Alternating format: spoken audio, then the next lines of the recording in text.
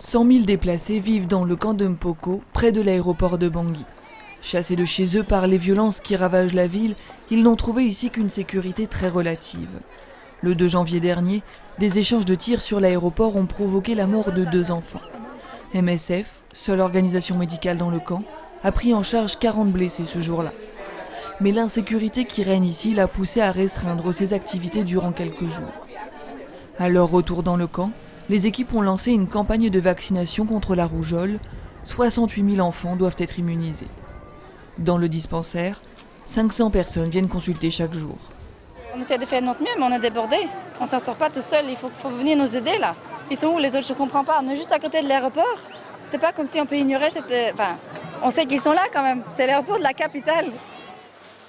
Une autre équipe travaille dans l'hôpital communautaire de Bangui. Arrivée ici en septembre, elle a vu la situation se dégrader rapidement début décembre. On s'attendait plutôt à une dizaine de blessés par jour. En décembre, on a eu plus de 120 blessés.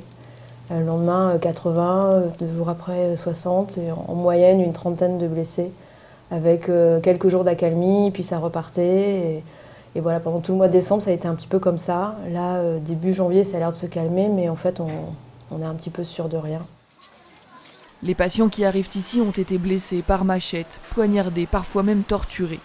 MSF appelle toutes les parties à cesser les violences contre les civils, les patients et le personnel médical en République centrafricaine.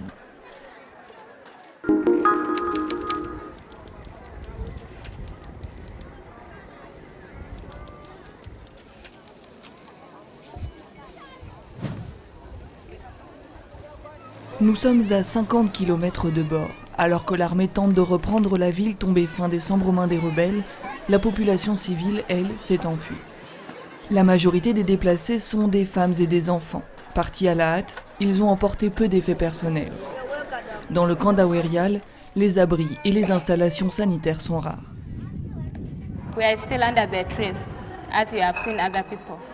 Nous nous abritons sous la végétation, comme les autres. Nous n'avons pas de maison, donc nous vivons sous un arbre. Beaucoup de gens sont malades, ils ont la diarrhée, ils vomissent. Comme il n'y a pas de latrine, les gens font leurs besoins derrière les buissons, et ça entraîne la propagation des maladies.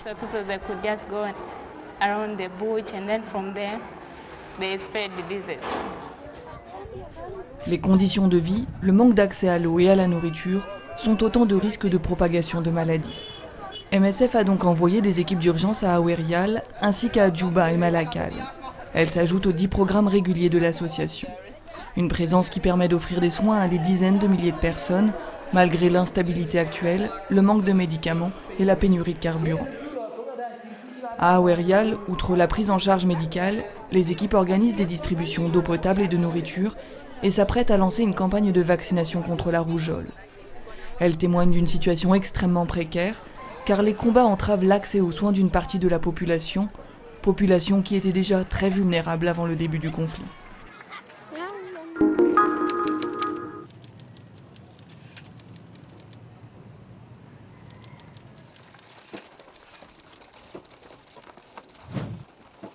Sur les îles touchées par le typhon, la reconstruction est en cours. Malgré l'ampleur inédite de la catastrophe, les autorités ont rapidement mis en place un système de réponse. Mais il subsiste encore aujourd'hui des besoins sanitaires, notamment en ce qui concerne les soins d'urgence et hospitaliers. Les plaies infectées et les maladies chroniques demeurent les principales causes de consultation à l'hôpital Bethany de Tacloban. De nombreuses femmes enceintes s'y rendent aussi pour des complications de la grossesse. Elles s'inquiètent de l'endroit où elles vont accoucher. Elles ont probablement des difficultés à trouver de quoi se nourrir. Et la plupart d'entre elles ont dû quitter leur maison, elles ont perdu ce qu'elles possédaient. Pourtant, elles pensent déjà à ce qu'elles doivent préparer pour leur bébé. Elles sont très fortes. Après la mort de leurs proches, la vision des cadavres en pleine rue, la perte de leur maison, les survivants peuvent faire face à des traumatismes. MSF prévoit donc de dispenser des consultations psychologiques pendant plusieurs mois, avec une attention particulière portée aux enfants. L'offre de soins primaires, elle, s'est étoffée ces dernières semaines. Devant ce constat, MSF a décidé d'arrêter les activités qui n'étaient plus nécessaires. Les services sont quand même en train d'être établis à une allure assez impressionnante. Donc on imagine, on espère que d'ici quelques mois, les services seront rétablis, le service public sera rétabli. Le rôle d'MSF aujourd'hui est d'accompagner la reconstruction, notamment en participant à la remise en état des structures endommagées. C'est le cas de l'hôpital de Bouraouen, durement touché par le typhon. En attendant, l'équipe médicale continue d'offrir aux Philippins les soins dont ils ont besoin.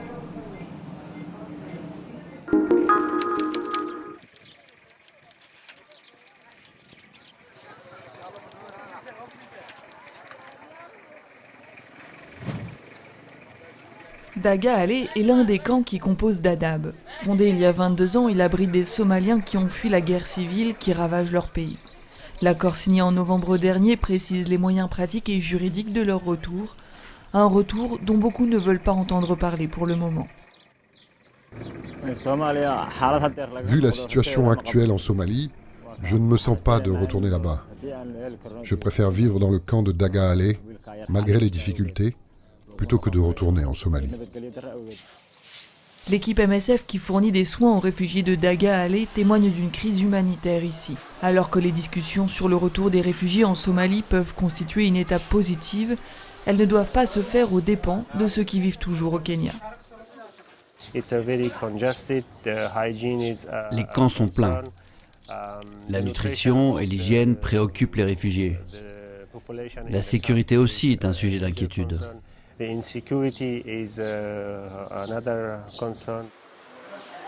MSF a mené récemment une étude auprès de ses patients à Daga Alley.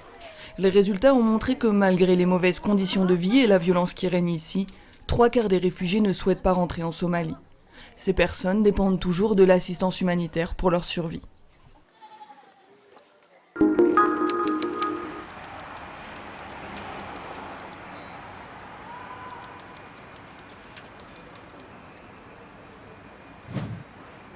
Wissam est psychologue, elle fait partie du programme MSF basé à Naplouse. Son travail, aider ceux qui souffrent de stress aigu, de troubles anxieux et de dépression. Ce jour-là, son programme commence par la visite d'une patiente à Salem, un village des environs. Oumta est veuve, elle vit avec ses 9 enfants. Il y a peu, l'armée israélienne a fait irruption chez elle en pleine nuit. Les soldats l'ont battue, saccagé sa maison et arrêté son fils. Depuis, elle ne dort plus. Les arrestations par l'armée ne sont pas les seuls responsables des traumatismes ici. La proximité des colons est elle aussi source de violence. Comme dans tous les villages en Palestine, il y a beaucoup de souffrance à Salem. Il y a une colonie à côté d'ici et les colons ont l'habitude de descendre et de harceler les gens. Il y a les soldats de l'armée israélienne aussi. Ils rentrent chez les gens pour les arrêter. Wissam reprend la route, direction Djaloud cette fois. Ce village est entouré de 4 colonies. La psychologue vient prendre des nouvelles de l'une de ses anciennes patientes, Fawaz. Un dialogue qui aide à surmonter la violence du quotidien, les incursions des colons, la peur. Nous gardons tout le temps nos portes fermées, parce qu'on a peur. Ils peuvent venir à n'importe quel moment, sans qu'on s'en rende compte. Dernier signe de ces attaques, la dizaine d'oliviers récemment brûlés par les colons qui espèrent inciter les Palestiniens à partir. Le stress, la dépression, c'est le prix que doit payer Fawaz pour vivre sur sa terre.